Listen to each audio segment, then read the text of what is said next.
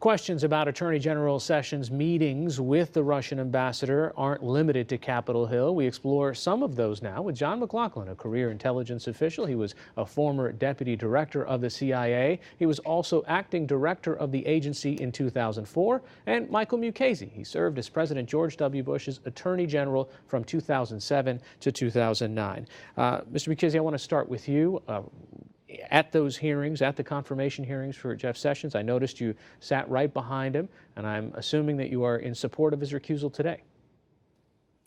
Yes, I think that the step he took was quite routine. What he said is, if there is a criminal investigation, then I should recuse myself, and I do recuse myself. And he pointed out that there are regulations and there's law on that subject. It's contained in the Code of Federal Regulations, and that was quite supportable and quite routine.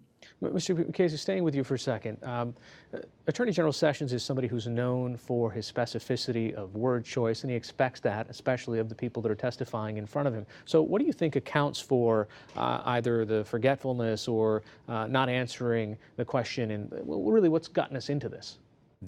There was neither forgetfulness nor not answering of the question, and if Senator Blumenthal is looking for an explanation of the response, he ought to look in the transcript of the hearing before his committee. I hope he was paying attention. The question that was asked by Senator Franken was related to contacts between the Russians and the Trump campaign relating to the campaign. And I've got the paper in front of me. He, among other things, quoted a report that said there was a continuing exchange of information during the campaign between Trump surrogates and intermediaries of the Russian government. Now, again, I'm telling you this as it's coming out, so you know, but if it's true, it's obviously extremely serious, and if there's any evidence that anyone affiliated with the Trump campaign communicated with the Russian government in the course of this campaign, what will you do? This all related to that kind of communication. His response was, Senator Franken, I'm not aware of any of these activities. I've been called as a surrogate at a time or two in that campaign, and I did not have communication with the Russians. I'm unable to comment on it. The kind of communication that Senator Franken was asking about, that other members of the committee asked about, he did not have. He had a meeting in September with not only with the Russian ambassador, but with about 20 or 21 other ambassadors from other countries, all discussing what the possible foreign relations of the United States would be in the Trump administration going forward. This was only one of a number of meetings.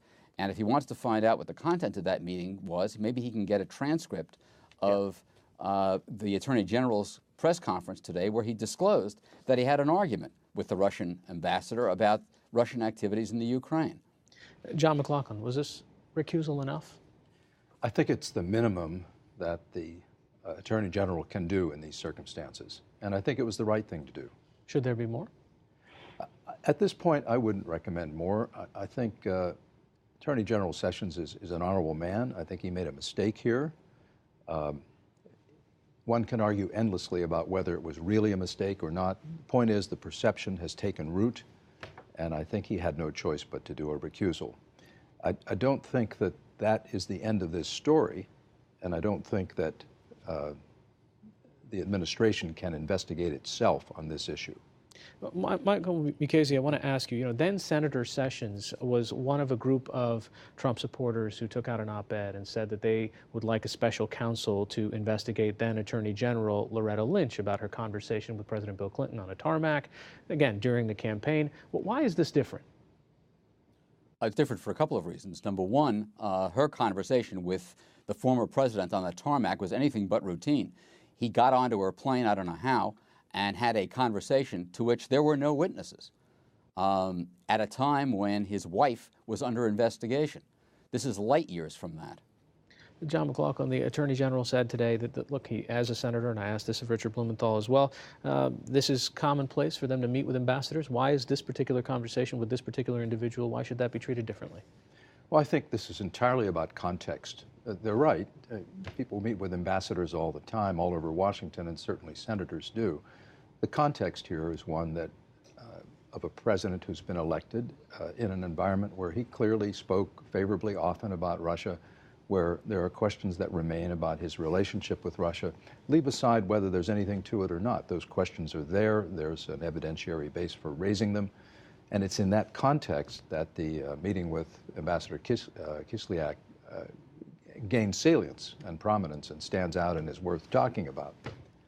I think it's entirely that, and I think ultimately we will need either a special prosecutor or a 9/11 type commission to get to the bottom of this, and I think those options would be ones that would actually favor the fortunes of the Republican Party and the nation as a whole. How so?